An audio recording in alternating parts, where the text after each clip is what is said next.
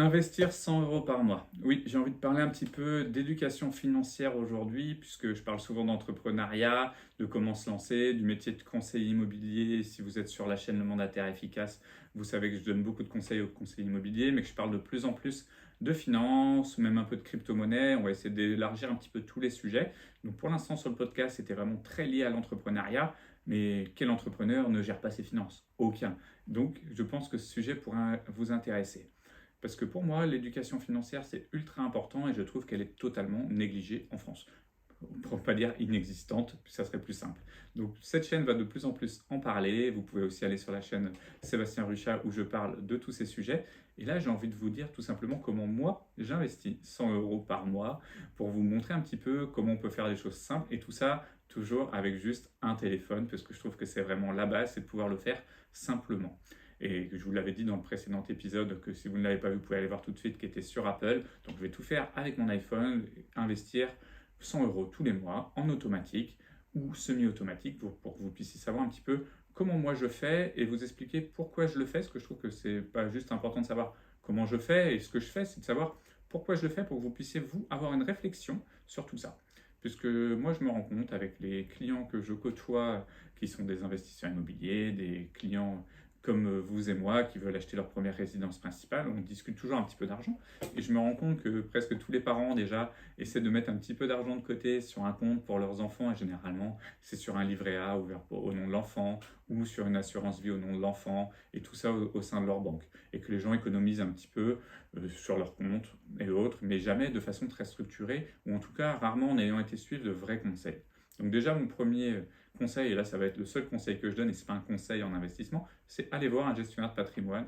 Formez-vous en tout cas, sinon vous savez que je suis en train de créer un centre de formation qui va être vraiment lié à l'éducation financière pour que, donc, au sens large, hein, créer sa retraite, son patrimoine et autres. Donc ça ne sera pas pour vous vendre un produit, je ne vous vends pas cette formation non plus. Sachez juste que vous pourrez aller voir un petit peu ce que je fais et vous pouvez me le demander directement sur Instagram, que ce soit sur le Instagram Le Mandataire Efficace ou sur Sébastien Ruchat et vous verrez un petit peu ce que je propose à côté, mais ça je le propose surtout en local par chez moi.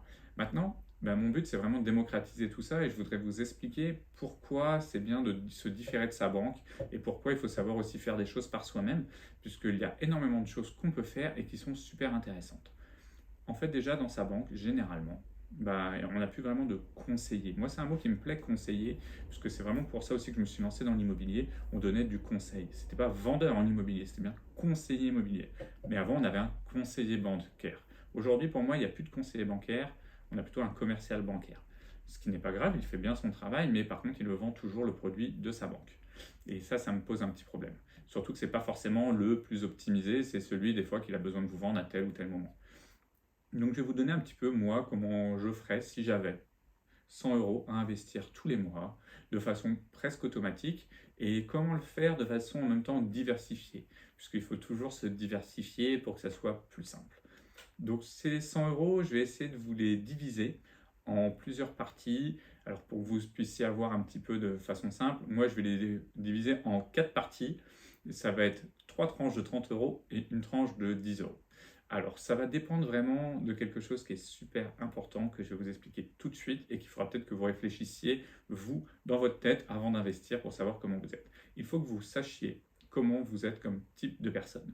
Est-ce que vous avez envie d'être un investisseur agressif, qui connaissait bien les choses et qui veut faire un très gros rendement, partir avec 100 euros et avoir 1 million d'euros très vite? Ou est-ce que vous êtes quelqu'un qui investissait pour vos enfants ils ont le petit à 1 an, vous dites je vais placer un petit peu d'argent, comme ça à 18 ans, il pourra se payer le permis, moi je veux pas que ça soit risqué, je veux pas perdre d'argent. Vous voyez, on a des degrés en fait de risque, et selon le degré de risque, on a un degré aussi de possibilité de gain. Moins c'est risqué, moins on gagne d'argent. Plus c'est risqué, plus on gagne d'argent. Ça, c'est la base de chez base de l'investissement immobilier et de l'investissement en finance. Donc moi, je vais vous expliquer un petit peu pourquoi je fais 4 tranches et je vais vous prendre un profil plutôt modéré de personnes qui ont envie d'investir. Donc dans ces 4 tranches, je vais investir moi d'abord. Alors je vais vous dire, hein, on veut utiliser plusieurs applications sur le téléphone ou site internet, donc tout sera disponible dans la bio de la vidéo YouTube et dans la description bien sûr si vous êtes en podcast. D'ailleurs j'espère que vous êtes déjà abonné. Si ce n'est pas fait, prenez 30 secondes pour le faire, comme ça quand vous reviendrez sur cette vidéo, pour faire vos investissements, si vous voulez réécouter pour voir les conseils que moi j'ai donnés et ce que moi je fais, ben, ça sera plus facile pour vous. Likez, parce que c'est gratuit et moi ça me donne beaucoup de courage et ça me permet quand même d'être un peu plus visible et je pense que c'est sympa de pouvoir donner un peu d'éducation financière à tout le monde, donc mettre en avant cette chaîne pour moi c'est super, vous mettez 5 étoiles, vous likez et vous me mettez un petit commentaire, vous pouvez mettre éducation, ça sera parfait si vous ne savez pas quoi mettre. Mais sinon, vous pouvez aussi me poser un maximum de questions. Je réponds à tous les commentaires qu'il y a sous les vidéos, que ce soit sur n'importe quel endroit. Donc n'hésitez pas. Et Instagram, bien sûr, si vous voulez me suivre au quotidien. Donc moi, ce que je voulais vous parler déjà, donc on va essayer de faire 4 catégories. 3 qui sont plutôt pour un bon père de famille, une dernière un petit peu plus risquée. Donc la première chose que je pense qu'il faut faire, mais ça c'est ma vision des choses au niveau de l'investissement, c'est d'investir dans l'immobilier. Donc vous allez me dire, oui, bah, Sébastien, tu es gentil, on a parlé d'avoir 100 euros par mois à investir, on va faire comment pour investir dans l'immobilier? Et bien moi, je vais prendre 30 euros pour investir dans l'immobilier tous les mois. Alors là, ça va être la seule partie qui ne sera peut-être pas en automatique, mais qu'on pourrait faire quand même un petit peu différemment. Donc comment faire pour investir 100 euros dans l'immobilier, enfin 30 euros dans l'immobilier? Moi, j'utilise la plateforme Brix. Donc la plateforme Brix, c'est un site qui a été fait, maintenant ça fait 3 ans ou 4 ans que je l'utilise. Donc c'est une entreprise qui est simple, vous pouvez investir dans l'immobilier à partir de 10 euros. Donc c'est assez facile, en fait vous avez toutes les semaines un nouveau bien ou 2 nouveaux biens qui vont être mis à la vente. Vous pouvez acheter 10 euros, ce qu'on appelle une brique. C'est assez simple, hein, ça pourrait un peu la brique de l'immobilier. En fait, il y a des porteurs de projets qui vont venir. Par exemple, vous aviez eu Tony Parker sur la plateforme qui avait envie de financer un bout de son vignoble. Et donc ce qui s'est passé, c'est qu'il avait besoin de fonds. Il ne voulait pas aller voir la banque pour les avoir, donc il a dit voilà, moi j'ai besoin, alors je ne me rappelle plus la somme, on va dire d'1 million d'euros pour financer des travaux dans mon vignoble, mais dans un an ça sera fini et je pourrai vous rendre l'argent, et en attendant je vais vous donner 10% de rendement mensuel, annuel sur cet investissement. Mais vous allez toucher en mensuel ce petit rendement. Brick, c'est tout simplement ce qu'il propose. Vous y allez, vous investissez 10 euros sur ce bien à 1 million d'euros et vous allez être, vous avez un tout petit pourcentage et tout le monde a un petit pourcentage. Et au bout d'un an, quand Tony Parker rembourse ce prêt, vous récupérez votre capital.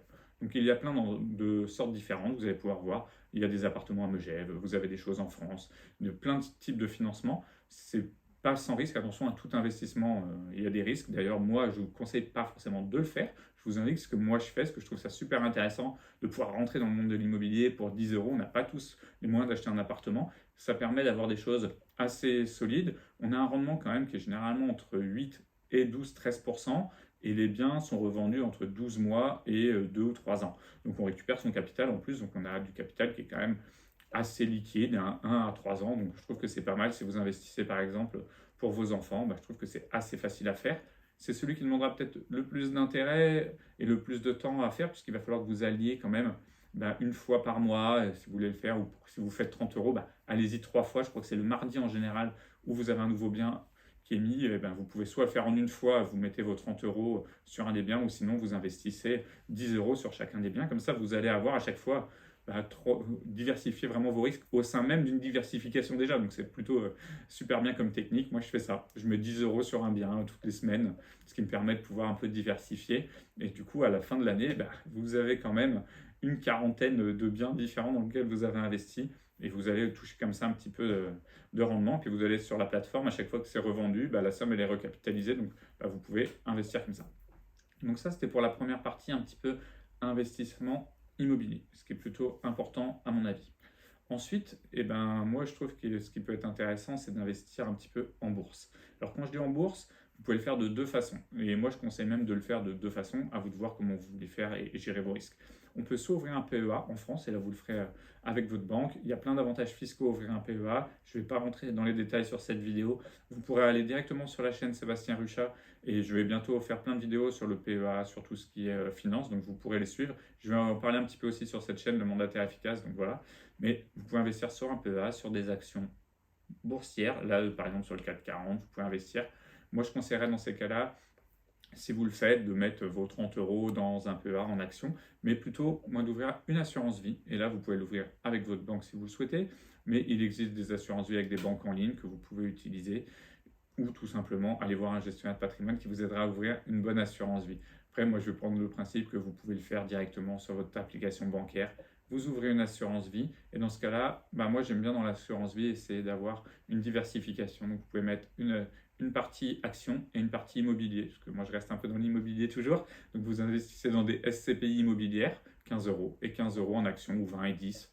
Et pourquoi pas mettre même tout en action, mais moi je mettrais quand même 20 euros sur des actions, sur le PEA, sur l'assurance vie, et puis 10 euros sur des SCPI tous les mois au niveau de l'assurance vie. Ça vous permettra tout simplement de vous diversifier. La fiscalité, elle est aussi intéressante à voir comparée avec le PEA selon quels sont vos revenus. Alors là, bien sûr, je prends un exemple sur 100 euros. Si vous voulez mettre 500, il suffit de faire le ratio et c'est pareil, 1000 euros, c'est pareil. Ça, c'est la partie un peu simple que vous pouvez faire directement avec votre banque et que vous connaissez peut-être déjà. Ensuite, ça, c'est du rendement que vous allez avoir entre 3 et 6% à peu près sur des assurances vie. On peut avoir mieux, mais pas avec des sommes de cette envergure-là. Donc, c'est important de rester sur des choses un peu raisonnables. Vous avez vu, on avait dit 10% à peu près sur Brix, 5% en moyenne sur l'assurance vie. Et ensuite, moi, j'utilise l'application Trade Republic. Donc, c'est une application où le siège est situé en Allemagne. C'est que là, je vous parle que de choses qui sont quand même toujours autorisées sur le marché financier, où on n'a aucun problème, ou s'il y avait des soucis sur les entreprises, elles sont assurées.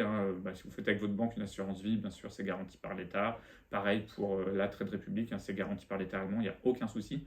Et sur Trade Republic, qu'est-ce que je fais? Moi, tout simplement, je m'en sers pour deux choses, comme petit compte bancaire et pour investir sur des actions américaines. Parce que ça me permet de me diversifier. Alors, vous allez me dire pourquoi comme compte bancaire, Sébastien, ça ne sert pas à grand-chose.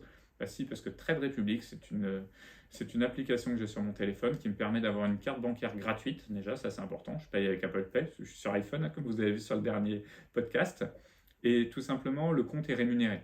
Donc c'est un compte, ce qu'on appelle compte chèque en France, mais un compte courant, qui est rémunéré environ à 3%. Donc moi, tous les mois, je mets mon argent que je sais que je vais utiliser pour mon essence, pour faire mes courses et autres. C'est mis sur ce compte-là et ça me permet de payer avec. Parce que tant que je ne l'ai pas utilisé, j'ai 3% de rendement, ce qui n'est pas négligeable, que je prends toujours. Et en plus, il y a 1% de cashback, c'est-à-dire à chaque fois que vous dépensez 100 euros, vous avez 1 euro qui vous est crédité, directement en action sur la partie bancaire de l'application. Donc c'est plutôt bien. Ça me permet en gros d'avoir presque 4% directement grâce à Trade Republic. Donc c'est plutôt génial comme application.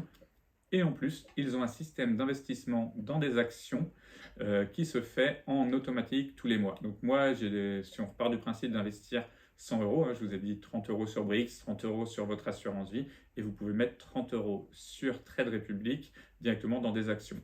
Donc moi, ce que je fais, c'est que j'ai pas envie de faire ce qu'on appelle du stock picking, c'est-à-dire d'aller chercher action par action. Par contre, j'ai envie de me diversifier un petit peu. Donc j'investis dans ce qu'on appelle un ETF. C'est un regroupement, un panier d'actions. Donc je suis sur l'ETF Monde, ce qui permet d'avoir à peu près 3000 actions du monde entier. Et comme j'adore les nouvelles technologies, j'investis aussi dans l'ETF du S&P 500, qui est les 500 plus grosses entreprises américaines, qui est très pondéré par les valeurs technologiques, qui sont les gros, Nvidia, Apple, Facebook, Google, Amazon, voilà. Donc ça me permet d'avoir ce petit mix. Je fais 15 euros et 15 euros tous les mois. Et ça, c'est fait en automatique. Et du coup, il n'y a pas de frais, ça se gère tout seul. Et on estime en moyenne que le rendement est de 7% sur des actions. Donc tout ça, vous voyez, se fait presque de façon totalement automatique sur mon téléphone. Et c'est vraiment pratique parce que je suis diversifié. J'ai de l'immobilier grâce à Brix, un petit peu d'immobilier sur mon assurance vie, des actions plutôt européennes sur mon assurance vie. Je fais travailler mon argent liquide que j'utilise tous les mois grâce à Trade Republic et j'investis sur des actions du monde et américaines grâce à Trade Republic. Et vous allez me dire, c'est bien, ça fait 90 euros, il te reste 10 euros. 10 euros, c'est la part de risque que j'aime prendre et là, j'investis en crypto-monnaie. Donc vous avez la plateforme Binance qui est très bien pour le faire, il y a le lien aussi en description. Vous pouvez investir directement sur Trade Republic au niveau aussi de la crypto-monnaie. Vous pouvez acheter du Bitcoin directement sur Trade Republic.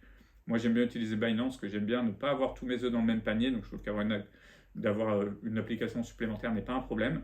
Et vous pouvez mettre un plan aussi programmé où vous pouvez acheter 10 euros tous les mois de Bitcoin. Moi, je ne me complique pas la vie, je ne cherche pas à investir dans des millions de choses.